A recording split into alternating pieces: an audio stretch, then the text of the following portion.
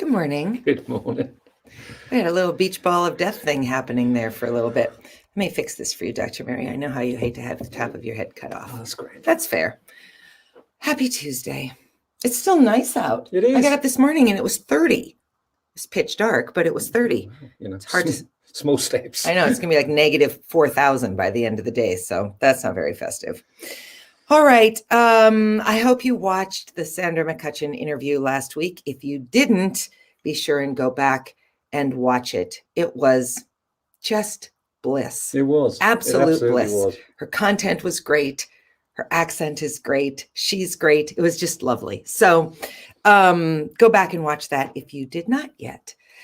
But today we're talking about some new thing. My mom's partner, Bob, sent us an article from, was it from the Pioneer Press, St. Paul? Well, okay, I'll find that. Star Tribune. So go ahead and talk about what we're talking about today, Dr. Mary. It's an interesting implication about what actually happens to your body during dry January and what it actually does to you. Yeah, the Star Tribune is doing a whole month of dry January content with a number of their reporters. They're using it for both sort of anecdotal and factual reporting. Okay. So one of the things that alcohol does, and this article is actually just about a moderate drinker. It's not actually about an alcoholic at all. But you can imagine that everything is amplified drastically if you actually are an alcoholic. But the disruption of your sleep and what it actually does to you is very interesting indeed. So one of the things I first talk about. Do you want this? Yes, thank you. Sure.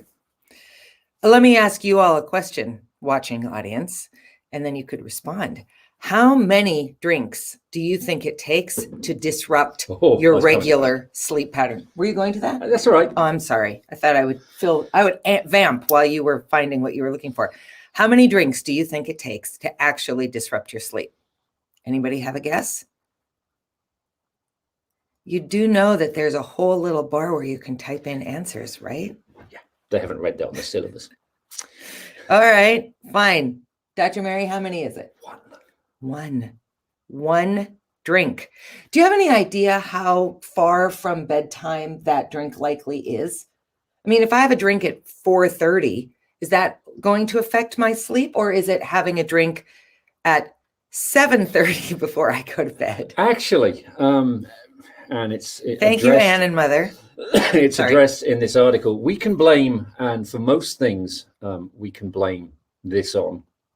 Most of the troubles in the world can be blamed for these set of people. Victorian England. Wow. Oh, okay. Because they invented the nightcap. Yeah, I thought that was really interesting. Because alcohol does make you sleepy. Mm-hmm. So you have a nightcap, you go to sleep, but your liver metabolizes the alcohol, and about 3 to 4 hours later, all that alcohol is being metabolized. You actually wake up because a lot of the breakdown products from the alcohol and anything that the alcohol was mixed with make toxins that your liver handles with, but they wake you up. Yeah, why is that? You get woken up by a reflex arc because if you have a couple of drinks before you go to bed, of course, then you need to pee. Mm-hmm. It's everyone's favorite phrase, watching. Sorry for that. You have to go and urinate. Mm-hmm. Go piddle. Okay, but what else? Because, I mean, that could happen drinking a glass of water, having a cup of decaffeinated tea. Those toxins also start messing, and the breakdown of alcohol also messes with your melatonin levels. So instead of having a restful sleep, it wakes you up. It stops you going into REM sleep. Mm-hmm. So you don't get a restful period of sleep, and then it actually induces nightmares. It can, yeah. So, all right. 15 years ago, I had a friend who continues to be 10 years older than I am. So she was about 45, 15 years ago. And we used to walk a lot. And she talked about the fact that she thought she had to give up red wine because it was ruining her sleep. She was getting night sweats. Now, of course, this is also around the same time that menopause could have been setting in. But she was having terrible night sweats, terrible headaches. She was feeling anxious. She couldn't get comfortable. She was waking up multiple times a night. And I remember, so I was about 40 at this time, 35. And I remember thinking, oh, for heaven's sakes, let's not be so dramatic. And then I turned 45 and kind of the same thing started to happen to me. So what is that all about? And how is that related to all of this? Unfortunately, alcohol does have a worse effect on a woman. Into the camera, Dr. Mary. On women than it does on men, mostly because of the biochemistry. So anything that makes you, and all those things that disrupt your sleep when you're going through menopause or, a change in your hormones is made worse if you consume alcohol, even moderately. Why? It's just because you're in a biochemical imbalance anyway at that part of your life. It just makes it worse. I think that's a rip. It is. It absolutely is. And this article does also talk about the fact that even if you drink in moderation, and even if you do the nightcap, even if it's just like a glass or a glass and a half of wine, it relaxes the muscles in your neck and your head. Oh, yeah. So if you don't snore, you breathe heavily, you might start to snore. If you snore lightly, you snore heavily. If you've got mild sleep apnea, you get severe sleep apnea. Let me just say that I spent many nights when Masmary actually would come to bed, which was towards the end of his active drinking period, less frequent all the time. He mostly slept downstairs, kind of passed out. But when he did come to bed, it was like having a locomotive next to me. So this snoring thing is no joke. Yeah. Oh my gosh. I used to lie in bed and think, how bad would prison be? I bet I'd sleep better. Smothering seems like a good plan. Now, it wasn't just the snoring, but I really thought through that for many nights. The snoring thing is super real. You're already a loud breather. Yeah. So it's a good thing you cut that out. So the breakdown of melatonin actually starts keeping you awake, but there is a difference between natural melatonin that your body makes and the melatonin tablets you take. So a lot of people I have talked to in rehab and AA meetings have always said that I even try to take melatonin to get me to sleep because it doesn't work. Because if you've got alcohol in your body and you take melatonin, the alcohol immediately breaks down the melatonin, and that, even though you will eventually go to sleep, that breakdown product actually does, in some people, induce nightmares. So you sleep even worse. It's a mess. I just feel like, how in the world do we live in a culture where we know the short-term and mild effects of addiction, of alcohol consumption, and we are currently living in an epidemic of alcoholism?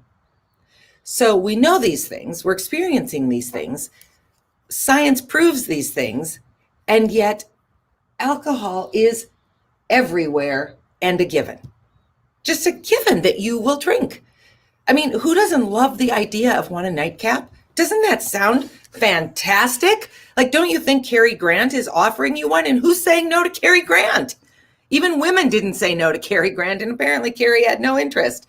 So how in the world do we ever balance all of the reality around alcohol with the sophistication and sexuality of alcohol? Do you think? I don't think you can solve that. I have no idea. I mean, there are advertisements, whatever. Ads, some people call them. Thank you. Mm-hmm. That really make the appeal of drinking alcohol sensibly incredibly sexy. Well, yes, all of them. You rarely see an ad for alcohol where you go, wow, that's for, fill in the blank trashy people or whatever. So I think it's pretty much a given that it's always going to be pictured as something appealing and what you want to grow up to be and do. I mean, even the shape of a wine glass. There is a difference between drinking it out of a jam jar and drinking it out of a wine glass. Yeah. And, we talk about this all the time. I like wine. I'm not anti-wine. I don't always like what wine does to me, Yeah. but it's frustrating. Is there a way, I think the answer is no, but is there a way to chemically alter alcohol to not have these same kinds of effects? No, because it's such a small molecule anyway that you might as well just not use it. No. I mean, they do. This article does say, they did. Can't remember where they did the study, but the study's mentioned in here, and there's probably a link to it. That mocktails actually do. You replace a alcoholic beverage with a mocktail and do your nightcap. It has been shown that if you, in the right setting, drink something that isn't alcoholic, but the idea is to relax, you do. So you could go to sleep more relaxed by drinking something that doesn't have alcohol in it, and that will get you to sleep. Yeah, Welch's grape juice is lovely, a little communion-y, which is what it was made for. But something that makes you feel like it's fun, I think, as well. So, it's true. Like a mocktail would be great. Something Yes. that doesn't have any caffeine in it, obviously. So don't have anything with, that fantastic drink we our espresso martini. Yeah, that would be a bad idea. But yes, actually, it's called an espresso martino. But yes, all of those drinks that we have shared with you in the past would all be great at night. So, all right. Well, it's interesting. I'm curious to know who else watching has any challenges with where am I going with this? Sorry, I'm trying to do something else and it threw me off. Left me. One of the part of this article was doing dry January is a fantastic way. And I when I read it, I immediately thought about years ago when I had to have an allergy board. This is before I knew you. You purge yourself. So when you do an allergy board, you have to eat just plain brown rice for 2 weeks to get everything out of your body. Then they slap the allergy board on it back and find out what you're allergic to, which is messing with your life. Doing a dry January you can actually work out what's wrong with you sleep-wise. Come this way. Why? You could have anything from mild sleep apnea to restless leg syndrome, in which case they can start working on the fact what your potassium levels are like, or do you have naturally low melatonin levels, or do you? Yeah, but that you've got to go get that study. Yeah. You can't figure that out. You could start that, and then that's a place where you can start talking to your primary care medical professional, and then you got a place to go with. Some people call those doctors. Well, All right, we've included a link to the article. It's well worth reading. It's really interesting. I like the content that Star Tribune is providing this month. I think it's great to be mindful for a whole month. You can really make a lot of progress in a month's worth of time if you're trying to start or stop something. So, if you're doing dry January stuff, let us know how it's going. Let us know if there's things we should be talking about. And one more thing. Will you please get back on camera? Thank you. A former guest of ours and a friend of ours, Jamie Hill, he and his wife Shannon were on this. He put something on Facebook a couple of days ago that says, that said the 16th of January is the middle part of the month, and if you are trying to do a dry January because you do struggle with drink, this is the worst time. So he said, contact someone, talk to someone. So I just wanted to throw that message out there because that was a very great message. Absolutely. To give. So this is, if you're trying to do it because you think you have a drink problem, this is going to be the worst time of the month for you. So now think about reaching out to someone if you really are committed to this. Absolutely. John and Ann have two great nighttime habits. Ginger tea. I think that's what John said, right? Yes, uncaffeinated ginger tea, and Ann drinks hot milk. That's very Mary Poppins. I enjoy that quite a bit. I used to do that years ago. Yeah. I'll say this, hot milk with a little bit of vanilla in it is really good. Then you're not adding any additional sugar, but it's doing a little bit more than just hot milk, which feels a little bit weird to me. Like, where's all the cocoa? So have a great day. We've got a new guest on Thursday, and we'll be live, our first actual live guest Thursday of the new year. So we will see you on Thursday. Read the article and do some thinking about what kinds of things you're doing right before bed that can have a negative effect. We will. Hi, Bob. Thanks for sharing the article. We'll talk to you on Thursday. See you later. Bye. Bye.